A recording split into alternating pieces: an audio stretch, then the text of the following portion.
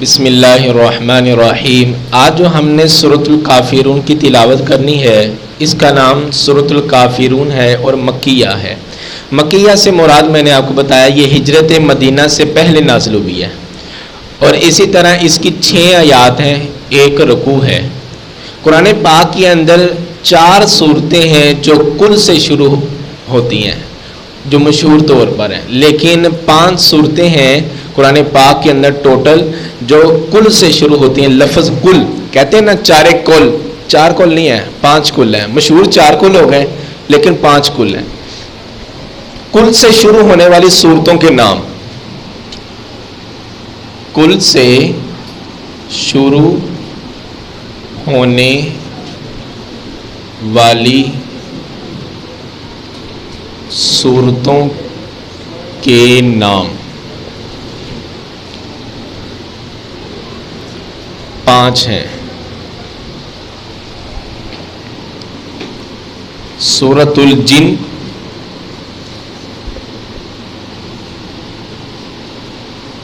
سورۃ الکافرون،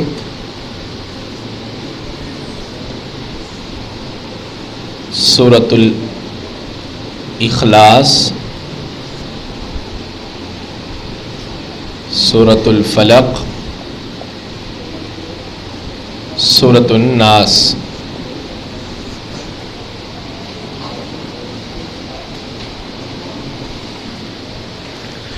قرآن پاک میں کل سے شروع ہونے والی یہ 5 صورتیں ہیں: سورۃ الجن، سورۃ الکافرون، سورۃ اخلاص، سورۃ فلق، سورۃ ناس۔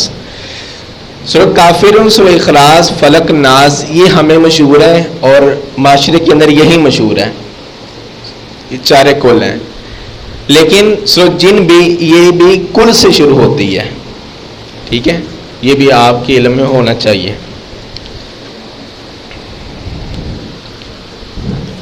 یہ جو 4 صورتیں ہیں یہ 30ویں پارے میں آتی ہے، اور یہ جو 1 صورت ہے یہ 29ویں پارے میں آتی ہے۔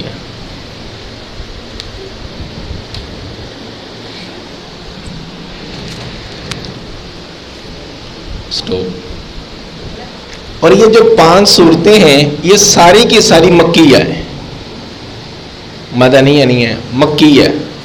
یہ ساری صورتیں مکیہ ہیں، اور مکیہ صورتوں کی یہ خاصیت بھی ہے کہ ان کے صورتوں کے اندر یا صورتوں کے شروع میں کل آتا ہے۔ کل جہاں بھی استعمال ہو جائے وہ صورت مکیہ ہوتی ہے، مدنیہ نہیں ہوتی عمومی طور پر۔ اب ہم اس کی تلاوت کرتے ہیں، میرے ساتھ پڑھیے گا۔ پہلے تعوذ پڑھتے ہیں پھر تسمیہ پڑھیں گے۔ اعوذ باللہ من الشیطان الرجیم،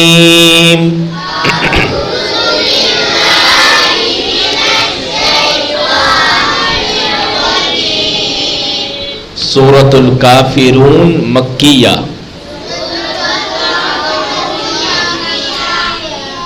بسم اللہ الرحمن الرحیم،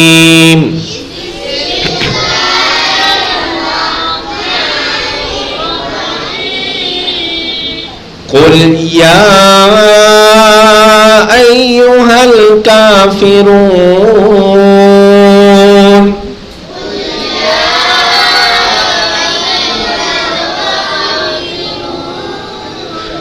لا اعبد ما تعبدون،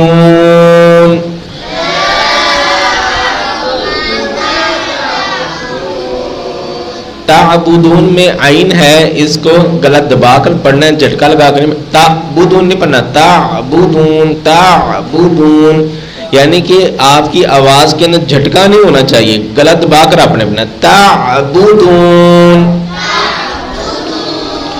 ولا انتم عابدون ما اعبد،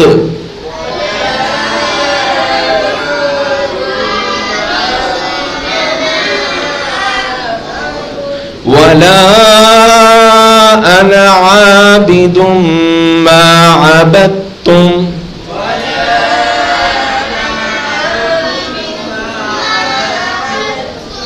ولا أنتم عابدون ما أعبد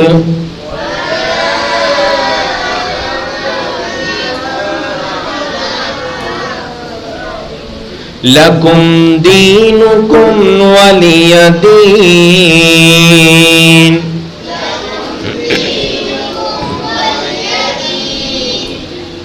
جنہوں کو یاد نہیں ان کے لیے ایک ایک لفظ کر کے پڑھاتے ہیں. قل یا ایھا الکافرون لا اعبد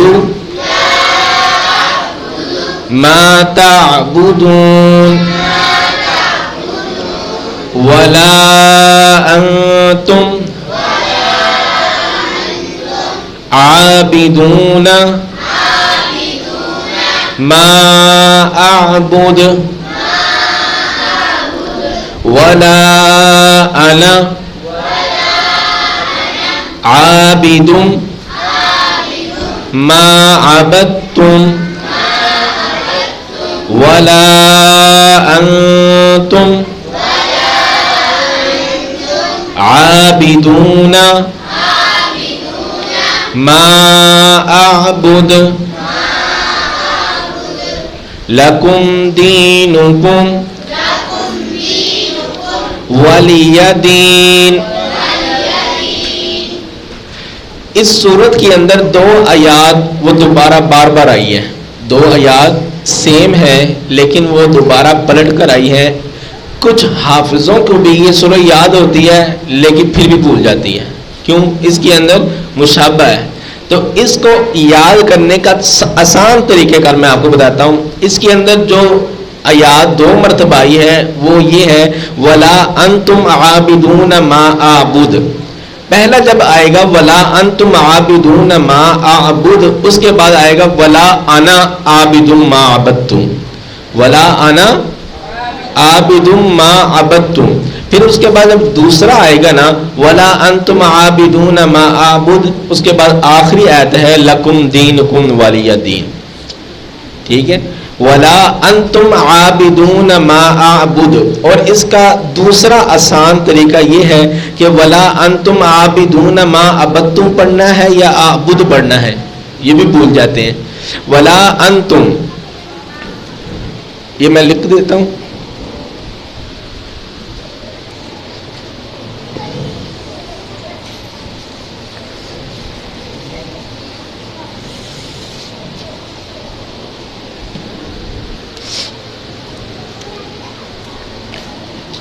ولا انتم عابدون. آپ نے یہ لکھنا نہیں ہے، صرف آپ نے سمجھنا ہے. اگر آپ کے پاس قرآن پاک ہے وہاں سے بھی دے سکتے ہیں، نہیں ہے تو میں اس لیے لکھ رہا ہوں. ما اعبد. ٹھیک ہے جی. اگلی آیت ولا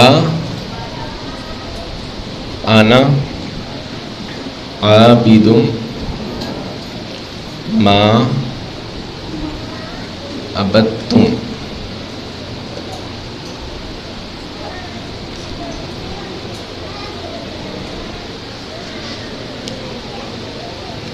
یہ جو آیت ہے نا یہ دو مرتبہ آتی ہے. اس کے بعد یہ والی آیت آتی ہے. یعنی کہ میں نے وہ آپ کو بتا دیا ولا انتم عابدون ما اعبد کے بعد یہ آئے گا ولا انا عابد ما عبدتم. اس کے بعد پھر آنا ولا انتم عابدون ما اعبد، پھر آخری آتا ہے گی لکم دینکم ولی دین. اب یہ بھول جاتے ہیں کہ ولا انتم عابدون کے بعد عبدتم آتا ہے یا اعبد آتا ہے. بھول جاتے ہیں نا، لفظ ملتے جلتے ہیں. اب اس کا آسان طریقہ یہ ہے کہ ولا انتم، اس کے اندر تا آ رہا ہے، تا آ رہا ہے تو آگے تا نہیں آئے گا. ٹھیک ہے نا؟ ولا انتم کے ساتھ آگے تا نہیں آئے گا، مطلب اعبد کے اندر تا نہیں ہے نا. اب ولا انا اس کے اندر تا نہیں ہے تو پھر آگے تا آئے گا. ٹھیک ہے راشد بھائی ادھر دیکھیں. ولا انتم کہ اوپر یعنی کہ اس کے اندر تا آ گیا تو آگے پوری آیت کے اندر تا نہیں آئے گا، ولا اعبد آئے گا، ولا ما عبدتم نہیں آئے گا. عبدتم تم تا آئی نا. اسی طرح اگر آگے والی جو آیت ہے ولا آنا، اس کے اندر تا نہیں ہے یعنی کہ ولا انتم نہیں ہے، ولا آنا ہے نا، تو ولا آنا کے ساتھ تا آئے گی یعنی کہ پیچھے تا نہیں آئے گی، پھر آگے تا آئے گی. عبدتم تا آ گئی، یہ بھی اس کا آسان طریقہ. اور اگلا لفظ یہ ہے ولا آنا، یہ حمزہ زبر نون الف نا. یہ الف کون سا ہے؟ حروف مدہ والا. اس کو لمبا کر کے پڑھنا ہے؟ کیوں نہیں پڑھنا؟ اس کو کیوں نہیں پڑھنا؟ کیونکہ حروف مدہ کو لمبا کیا جاتا ہے. ایک الف میں نے کہا تھا نا، ایک الف لمبا کر کے پڑھتے ہیں. الف سے پہلے زبر، واو سے پہلے پیش، یا سے پہلے زیر. اب الف سے پہلے زبر آ گیا. قرآن پاک کے اندر لفظ آنا، انا نہیں کہہ رہا، انا نہیں کہہ رہا، لفظ آنا حمزہ کے اوپر زبر ہو گئی، نون کے اوپر زبر، آگے الف آ گیا. اس کو آنا نہیں پڑھنا، آنا نہیں پڑھنا، بلکہ پڑھنا ہے آنا، یعنی کہ بغیر الف کے پڑھنا ہے. یہ الف لکھنے میں آتا ہے اور پڑھنے میں نہیں آتا. قرآن پاک جو ہم پڑھ رہے ہیں یہ روایت حفظ کے اندر، اس روایت حفظ کے اندر اس الف کو نہیں پڑھا جاتا. ٹھیک ہے نا، صرف یہ الف لکھنے میں آتا ہے، پڑھنے میں نہیں آتا. اگر آپ نورانی قاعدہ بھی دیکھتے ہیں، نورانی قاعدہ کی وہ تختی ابدن احدن والی، یہ تختی نمبر 6 ہے 6. اس کی پہلی لائن جب مکمل ہو جائے گی، دوسری لائن کے شروع میں لفظ لکھا آنا، آگے لکھا نون پڑھا. صرف نون پڑھنا ہے، الف نہیں پڑھنا. ٹھیک ہے نا، صرف نون پڑھنا ہے، الف نہیں پڑھنا. یعنی کہ اس کو مزید لمبا کر کے نہیں پڑھنا. ولا انا عابدم ایسے نہیں پڑھنا. ولا انا عابدم، آنا آنا بولنا ہے. ٹھیک ہے، سمجھا گی اس بات کی؟ ایک بار میں آپ کو تلاوت کر کے سنا دیتا ہوں تاکہ آپ نے اس طرح یاد کرنا ہے، اور آپ نے جب تلاوت کرنی ہے تو اسی طرح کرنی ہے. اعوذ باللہ من الشیطان الرجیم، بسم اللہ الرحمن الرحیم. قل یا ایہا الکافرون لا اعبد ما تعبدون ولا انتم عابدون ما اعبد ولا انا عابد ما عبدتم ولا انتم عابدون ما اعبد لكم دينكم ولي دين. صدق اللہ العظیم. ہمارا یہ پہلا پیریڈ مکمل ہوا، اور اس کے جب تلاوت ہوتی ہے نا، آخر میں ہم کہتے ہیں نا صدق اللہ العظیم. اس کا ترجمہ کیا ہے؟ صدق اللہ کہ سچ کہا اللہ تعالیٰ نے، جو عظمت والا ہے. اللہ تعالیٰ نے سچ کہا. یہ قرآن پاک سچ ہے نا، اللہ کی کلام پڑھی. اس کے بعد ہم اگر یہ نہ بھی کہیں کہ اللہ نے سچ کہا ہے، اللہ یہ قرآن پھر بھی سچ ہے. یعنی کہ آپ کو کچھ تلاوتیں ایسے بھی ملیں گی، انہوں نے کہا نے صرف تلاوت کی مکمل کر دیا، کسی نے تلاوت کی تو آخر میں صدق اللہ العظیم بھی کہہ دیا. دونوں طرح ٹھیک ہے. تو آپ نے صدق اللہ العظیم بھی کہنا ہے. میں اس لیے آپ کو بتا رہا ہوں، اگر کوئی قاری نہیں بھی کہتا اس سے یہ پریشان نہیں ہونا کہ قاری صاحب نے صدق اللہ العظیم کیوں نہیں کہا. ٹھیک ہے، اگلی سورت کوثر ہے، وہ بھی کر لیں. آسان سی ہے بالکل، اکثر بچوں کو یاد ہے. سورۃ الکوثر. سٹاپ. سورۃ الکوثر، کوثر نہیں بولنا، سر نہیں بولنا، سر بولنا. سر سا نرم پڑھتے ہیں نا. کوثر کیا بولنا ہے؟ کوثر، کیونکہ اس پر سا ہے. اگر ہم بولیں گے نا کوثر تو یہ ہو جائے گا کوثر. سا اور سین کے اندر فرق کرنا ہے. کوثر بولنا ہے. سورۃ الکوثر، کوثر یہ بھی سورت مکیہ ہے. اس کی 3 آیات ہیں.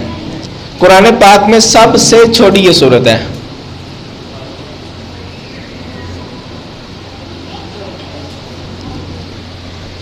تین آیات والی اور بھی صورتیں ہیں. سورۃ النصر ہے،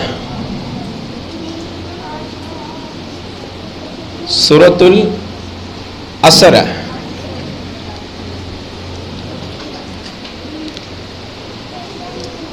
سورۃ الکوثر ہے. یہ تینوں 3 آیات والی صورتیں ہیں، لیکن سب سے چھوٹی جو صورت ہے یہ سورۃ الکوثر ہے. اگر آپ کے پاس قرآن پاک ہے تو دیکھ سکتے ہیں سورۃ العصر یہ بھی 2 لائنوں میں ہے اور سورۃ الکوثر بھی 2 لائنوں میں ہے، لیکن سورۃ العصر کے جو الفاظ ہیں 1 2 3 4 5 6 7 8 9 10 11 12 13 14 ہیں. ٹھیک ہے، سورۃ العصر کے الفاظ کتنے؟ 14. سورۃ النصر کے دیکھیں 1 2 3 4 5 6 7 8 9 10 11 12 13 14 15 16 17 18 19. اس کے الفاظ 19 ہیں. مطلب کہ سورۃ عصر سے بھی یہ زیادہ ہے. سورۃ عصر کے 14 تھے. اب سورۃ کوثر کے گنتی کرو 1 2 3 4 5 6 7 8 9 10. اس کے 10 ہیں. تو گویا سب سے چھوٹی سورت کون سی ہوئی؟ سورۃ الکوثر. اگر آپ سے کوئی سوال کر لیتا ہے سب سے چھوٹی سورت کا کیا نام ہے تو آپ نے سورۃ اخلاص نہیں بولنا. اس کی آیات ہی 4 ہیں. سورۃ اخلاص کی آیات 4 ہیں. قل هو اللہ احد اللہ الصمد لم یلد ولم یولد ولم یکن لہ کفوا احد. اس کی آیات 4 ہیں. اگر اس کے الفاظ بھی دیکھے جائیں اس کے الفاظ بھی زیادہ ہیں. 1 2 3 4 5 6 7 8 9 10 11 12 13 14 15. یعنی کہ اس کے 15 الفاظ ہیں. یہ سورۃ العصر سے بھی زیادہ ہیں سورۃ الاخلاص کے. اس کے 15 الفاظ ہیں. تو گویا سب سے چھوٹی سورت کون سی ہوئی؟ سورۃ الکوثر سب سے چھوٹی سورت ہے. قرآن پاک میں یہ سورۃ الکوثر اس سے علماء کرام اس بات کا استدلال کرتے ہیں اگر آپ نے قرآن پاک کی تلاوت کرنی ہے تو کم سے کم 3 آیات کی کریں. نماز کی اندر سورہ فاتحہ کے بعد اگر آپ کسی قرآن پاک کے کسی حصے کی تلاوت کرتے ہیں تو کم سے کم اس کی 3 آیات ہونی چاہیے. اگر وہ 3 آیات نہیں تو اس کا حجم، اس کی آیات اور اس کا جو لائنیں ہیں، اس کے جو الفاظ ہیں وہ سورہ کوثر کے کم سے کم برابر ہونے چاہیے. سورہ آیت الکرسی ہے، ایک آیت ہے لیکن وہ بڑی ہے، ایک آیت الکرسی پڑھ سکتے ہیں. لیکن کوئی ایسی صورت یا کچھ ایسے آیات کی تلاوت نہیں کرنی چاہیے جو سورہ کوثر سے بھی چھوٹی ہیں. مثال کے طور پر سورہ مدثر ہے، سورہ مدثر کے ثم نظر وہ چھوٹی چھوٹی آیات ہیں. ایک لائن کے اندر 3 آیات بن جاتی ہیں. نہیں، وہاں آپ نے تلاوت نہیں، بلکہ آپ نے اگر وہاں سے تلاوت کرنی کم سے کم 2 آیات جو مکمل ہیں سورۃ کوثر سے زیادہ اس کے الفاظ بنتے ہیں، اتنے آپ نے الفاظ کی تلاوت کرنی ہے. بات سمجھ آ گئی؟ یعنی کہ آپ نے سورہ فاتحہ کے بعد اگر کوئی حصہ قرآن پاک آپ نے ساتھ ملاتے ہیں اس کے کم سے کم الفاظ سورہ کوثر کے برابر ہونے چاہیے اور اس کی 3 آیات ہونی چاہیے. ٹھیک ہے، ہو گیا. اگر 3 آیات نہیں کم سے کم اس کے الفاظ سورہ کوثر کے برابر ہونے چاہیے. تو پڑھتے ہیں سورہ کوثر مکیہ اور یہ اس کی آیات 3 ہے، 1 رکوع ہے. نزول کے اعتبار سے اس سورت کا نمبر 15 ہے. تو پڑھتے ہیں بسم اللہ الرحمن الرحیم.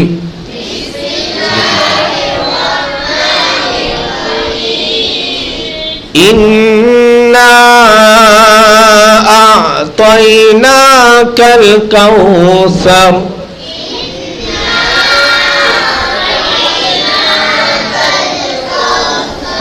فصل لربك وانحر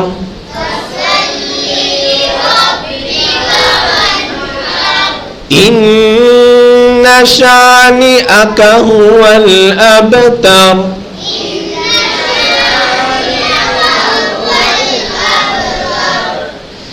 جی انا اعطینا،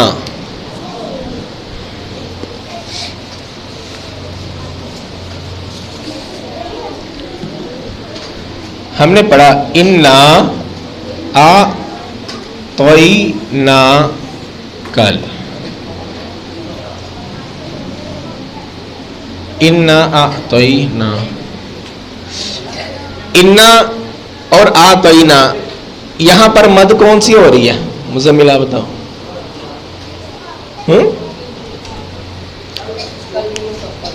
نہیں نہیں نہیں، وہ نہیں ہے جو ہم نے پہلے پڑھی تھی نا دو، ان دونوں میں سے ایک ہے. مد منفصل یا مد متصل. یہ دیکھو نا الف آ گیا نا، الف سے پہلے زبر ہے، یہ الف کون سا ہوا؟ الف مدہ. الف مدہ کے بعد کیا آ رہا ہے؟ حمزہ آ رہا ہے، حمزہ زبر عین آ.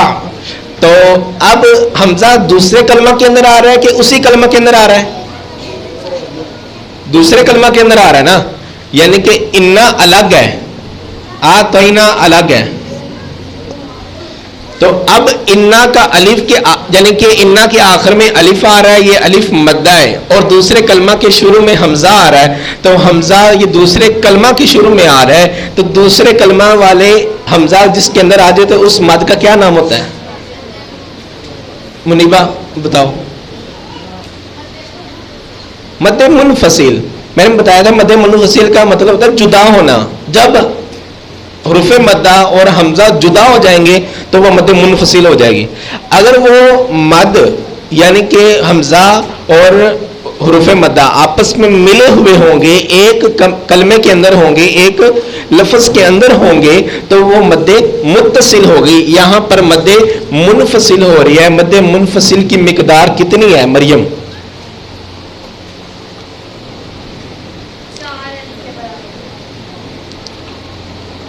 آپ تو کتنی؟ 3 الف کے برابر ہے.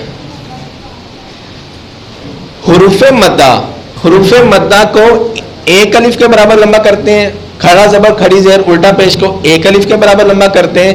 مد منفصل کو 3 الف کے برابر لمبا کرتے ہیں. مد متصل کو 4 الف کے برابر لمبا کرتے ہیں. مد لازم کو 5 الف کے برابر لمبا کرتے ہیں. ٹھیک ہے، یہ بات سمجھ لو. حروف مدہ لمبی حرکات مد منفصل، مد متصل، مد لازم.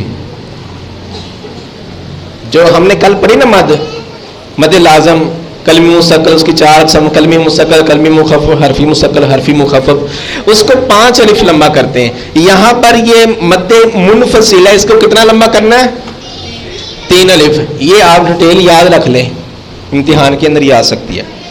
تو صرف آپ دوبارہ آپ نے تلاوت سننی ہے. بسم اللہ الرحمن الرحیم انا اعطیناک الکوثر فصل لربک وانحر ان شانئک هو الابتر. صدق اللہ العظیم. جب صدق اللہ العظیم جب تلاوت مکمل کرتے ہیں اس کے بعد کیا کہتے ہیں؟ تو کہا کرو نا. کل ہم نے دوسرا جو سبق پڑھا حدیث کا، نہیں، حروف مدہ کی نشانی تو حروف ہے نا، الف واو یا. الف سے پہلے زبر، واو سے پہلے پیش، یا سے پہلے زیر ہوگی. یہ حروف مدہ میں لمبی حرکات میں کھڑا زبر کھڑی زیر الٹا پیش ہوگی، یہ بھی 1 الف کے برابر. مد منفصل کے اندر یہ جو علامت ہے نا، یہ بالکل نرم سی ہوتی ہے ایسے.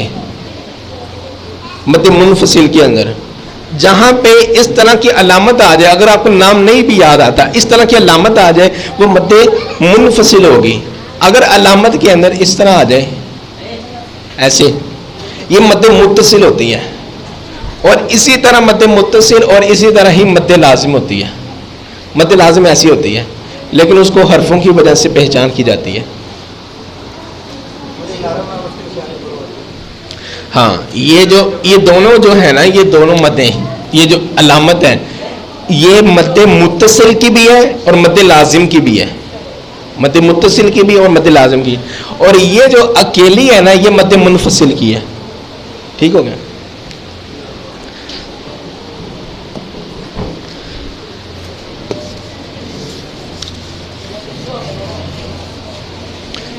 ہمارا دوسرا پیریڈ ہے وہ احادیث کا ہے.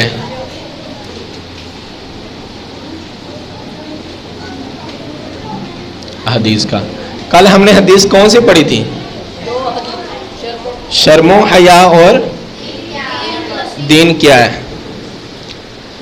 یاد کی ہے؟ سناؤ.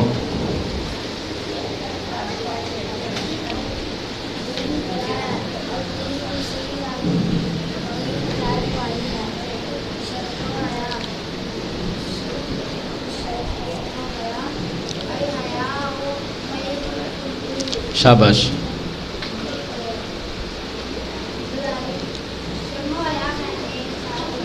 نہیں سراسر بھلائی ہے. شاباش. مریم آپ سناؤ پہلی حدیث شرم و حیا.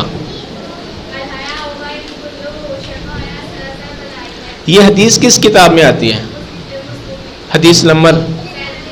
شاباش. منیبہ آپ سناؤ دوسری حدیث. دین کیا ہے؟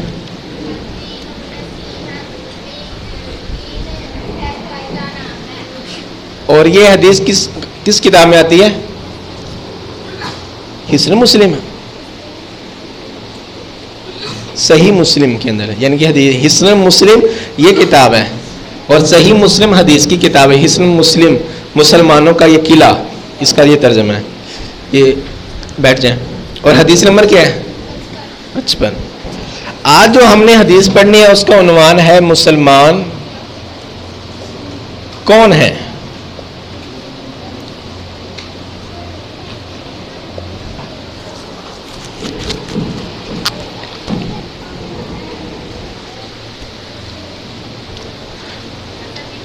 آج کا ہمارا یہ دوسرا پیریڈ ہے احادیث کا.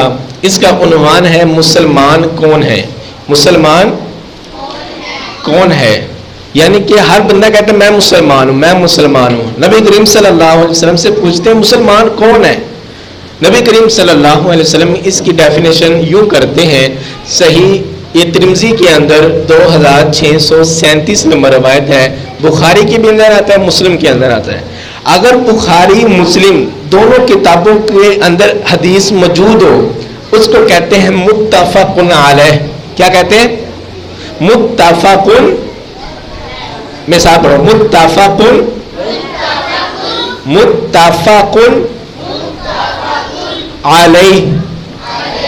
یعنی کہ بخاری اور مسلم کے اندر یہ حدیث موجود ہے. ٹھیک ہے. اگر ایک کتاب کے اندر ہو دوسری کتاب کے اندر نہ ہو اس کا ذکر کر دیا جاتا ہے یہ بخاری کے اندر ہے. اگر مسلم کے اندر ہو مسلم کے اندر ذکر کر دیا جاتا ہے. اگر ایک حدیث یہ والی بخاری کے اندر بھی موجود ہے مسلم کے اندر بھی موجود ہے پھر ان دونوں کتابوں کا نام آپ نے اکٹھا لینا ہو تو متفقون علیہ بولا جاتا ہے. ٹھیک ہے نا. اگر آپ کسی کتاب کے اندر متفقون علیہ پڑھ لیتے ہیں تو آپ کو معلوم ہونا چاہیے اس سے مراد یہ ہے کہ یہ بخاری کے اندر بھی ہے اور مسلم کے اندر بھی ہے. ٹھیک ہے. اور اسی طرح ترمذی کے اندر بھی ہے. ترمذی کا میں نے حوالہ آپ کو نوٹ کروا دیا. لفظ ہے میرے ساتھ پڑھیے گا. المسلم من سلم المسلمون من لسانہ و یدہ. المسلم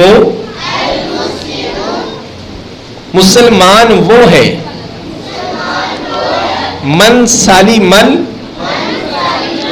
جس سے محفوظ رہے المسلمون سب مسلمان من لسان ہی اس کی زبان سے و یدی ہی اور اس کے ہاتھ سے. ہاتھ کو کیا کہتے ہیں؟ ید. عربی زبان میں اس کو ید کہتے ہیں اور زبان کو کہتے ہیں لسان. ٹھیک ہے. المسلم مسلمان سالم سلامت رہنا. مسلمان سے بندہ سلامت رہے. کون؟ دوسرے مسلمان. اس کی زبان سے اس کے ہاتھ سے. ہم ترجمہ با محاورہ پڑھتے ہیں. مسلمان وہ ہے جس کی زبان اور ہاتھ سے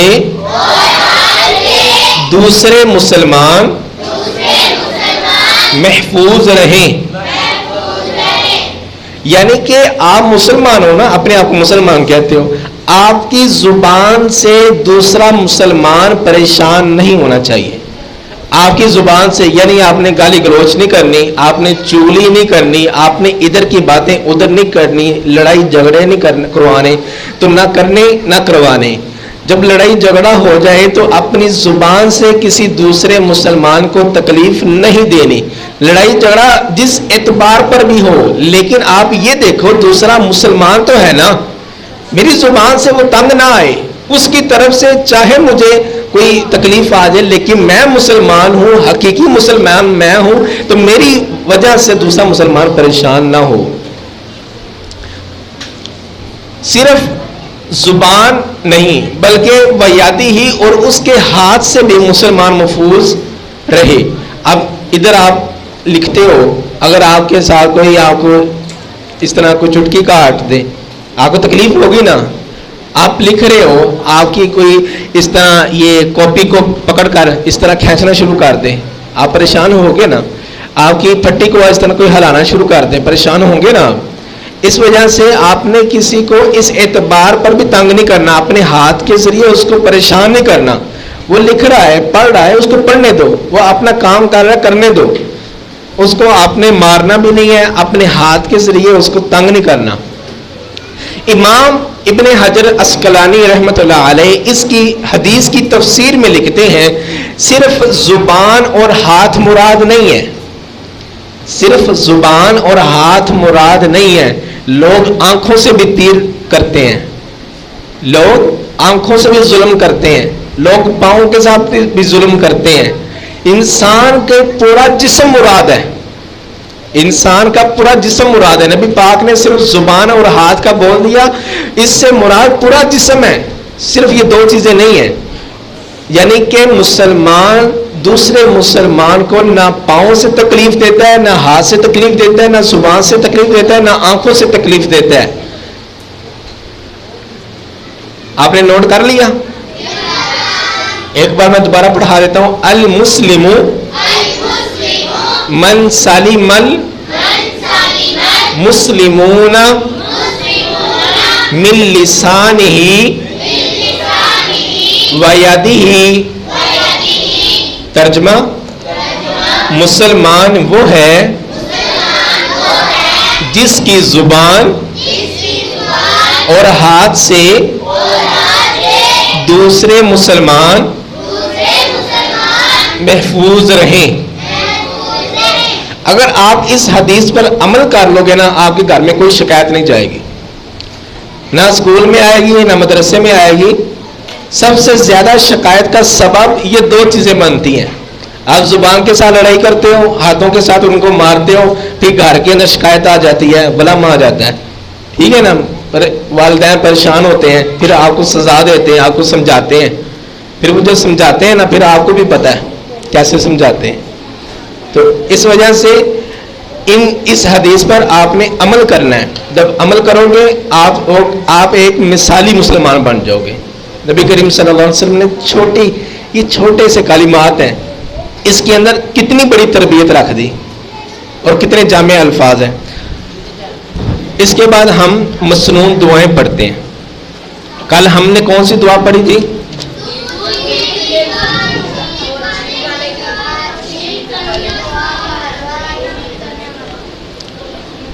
عثمان, دودھ پینے کی دعا سنو.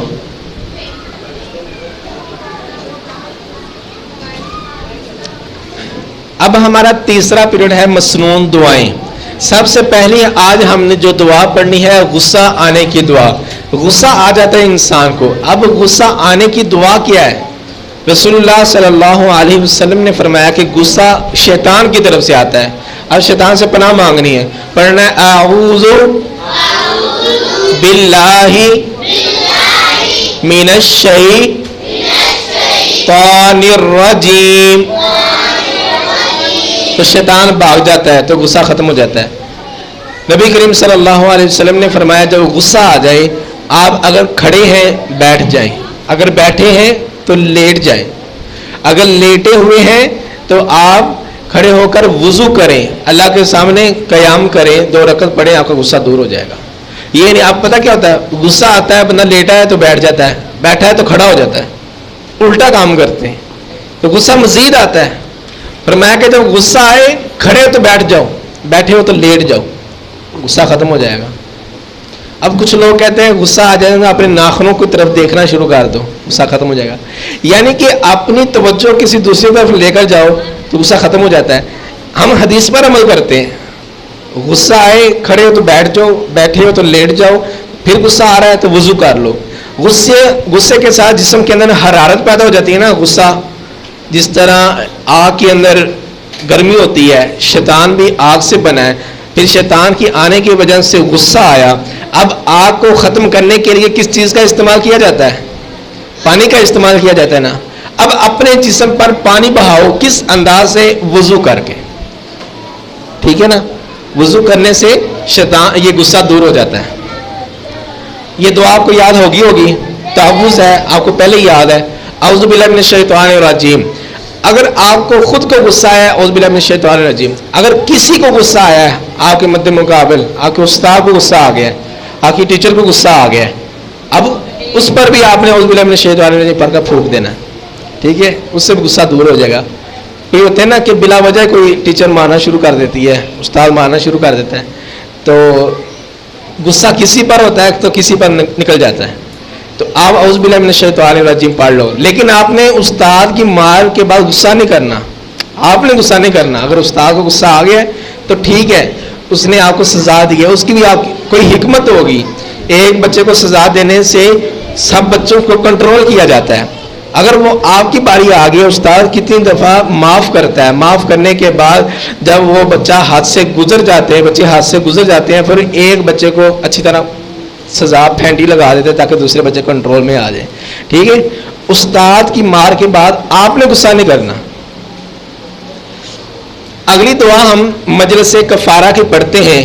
مجلس کفارہ کی اس کے اگلے صفحے پر ہے, 127 نمبر پیج پر لکھا کیا ہے. مجلس کفارہ کی دعا حضرت عائشہ صدیقہ رضی اللہ تعالی عنہا کا بیان ہے کہ رسول اللہ صلی اللہ علیہ وسلم کسی مجلس میں تشریف رکھتے یا قرآن پاک کی تلاوت فرماتے یا نماز پڑھتے تو اس کے اختتام میں یہ الفاظ پڑھا کرتے تھے. کیا الفاظ تھے؟ پڑھو میرے ساتھ, سبحانک اللہم وبحمدک اشہد اللہ الہ الا انت استغفرک واتوب الیک. یہ مجلس کفارہ کی دعا ہے. نبی کریم صلی اللہ علیہ وسلم نے فرمایا کہ جو بندہ مجلس کفارہ کی دعا پڑھ لیتا ہے, اس مجلس کے اندر اس کی زبان سے کوئی لغو بات نکل گئی, کوئی گناہ کی بات نکل گئی, اللہ اس دعا پڑھنے کی وجہ سے اس کو اس کے گناہوں کو معاف فرما دیتے ہیں. خاموش. اس دعا پڑھنے کی وجہ سے اس مجلس کے اندر اس بندے نے کوئی غلطی کوتاہی کی, زبان سے کچھ چیز ایسی بول دی جو اللہ کی ناراضگی کا سبب ہے, یہ دعا پڑھنے سے اللہ تعالیٰ اس کی غلطی کو معاف فرما دیتے ہیں. اب دیکھو نبی کریم صلی اللہ علیہ وسلم, حضرت عائشہ بیان کرتی ہیں, آپ کسی مجلس میں تشریف رکھتے, کاروبار کی مجلس ہو یا ریاستی امور کی مجلس ہو یا جہادی کام کی مجلس ہو یا تلاوت قرآن کی مجلس ہو, یعنی کہ اگر آپ قرآن پاک بھی سکھا رہے ہیں اس کی مجلس بھی ہو, اب ہم قرآن پاک کی تلاوت کرتے ہیں، کوئی تلفظ کے اندر کمی پیشی ہو جاتی ہے نا، کوئی زبر زیر کے اندر کوئی کمی پیشی ہو سکتی ہے، غلطی ہوئی نا ہم سے. پھر آگے فرمایا یہ نماز پڑھنے کے بعد، نماز پڑھتے ہم اس کے اندر بھی غلطی کوتاہی ہو جاتی ہے، سنتے پڑھتے ہیں. پھر فرمایا کہ جب یہ نماز مکمل یہ آپ کی ہو جائے نا تو جانے لگو یہ دعا پڑھ لو. آپ کی جو غلطی ہے اللہ تعالیٰ اس کو معاف فرما دیں گے. ٹھیک ہے نا. یہ نہیں کہ آپ نے صرف دینی مجلس کے اندر پڑھنا یا نہیں پڑھنا. ہم دین کے اندر یہ مجلس کے اندر بیٹھے ہیں، فرشتے ہمارے لیے دعائیں کر رہے ہیں، فرشتوں کی لپیٹ میں ہم تو غلطی کر ہی نہیں سکتے. ایسا نہیں سوچنا، ہم غلطی کر سکتے ہیں. تو اس غلطی پر اگر ہم یہ دعا پڑھ لیں گے اللہ تعالیٰ ہمیں معاف فرما دیں گے. اگر دنیا دار کی مجلس ہے، مثال کے طور پر آپ اسکول جاتے ہو، اسکول کی کلاس کے بعد آپ کو یہ دعا پڑھنی چاہیے اور اپنی کلاس کے اندر یہ اہتمام کروانا چاہیے. اپنے ٹیچر سے کہو کہ مس ٹیچر جب ہمیں چھٹی ہونے لگے نا 2 منٹ پہلے ہمیں مجلس کفارہ کی دعا پڑھنی، آپ ہمیں پڑھا دیا کریں. ٹھیک ہے نا. آپ ان کو یہ کہیں، وہ کہیں گی مجھے آتی ہے یا نہیں آتی، اور مس اگر نہیں آتی میں پڑھا دوں گی. ٹھیک ہے نا، میں پڑھا دوں گا. تو آپ نے کھڑے ہو کر وہاں مجلس کفارہ کی دعا پڑھنی ہے. آپ کی وجہ سے کتنے بچے پڑھیں گے؟ آپ کو اتنا ثواب بھی ملے گا نا. اور اس کلاس کے اندر کوئی غلطی کوتاہی اللہ تعالیٰ سب کو معاف فرما دے گا. ٹھیک ہے نا. اپنے اسکولوں کے اندر یہ اہتمام کرواؤ.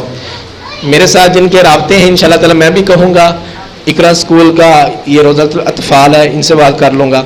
آپ جہاں پر بھی اپنے اسکول میں پڑھتے ہو ذرا ہمت کر کے آپ اپنے ٹیچر کو کہو، اگر ہو سکے پرنسپل کو کہہ دو.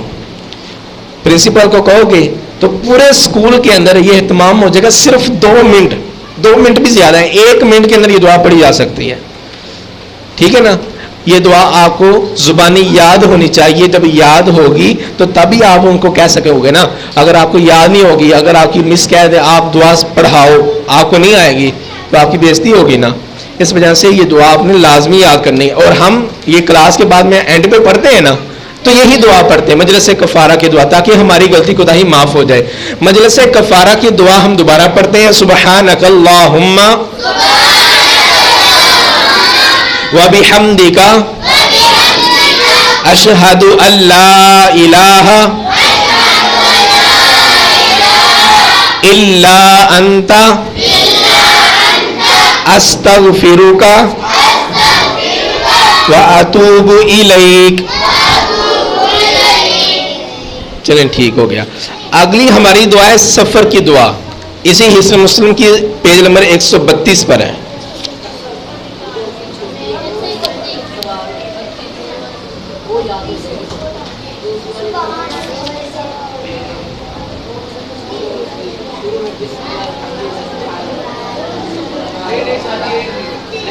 بریک لگاؤں.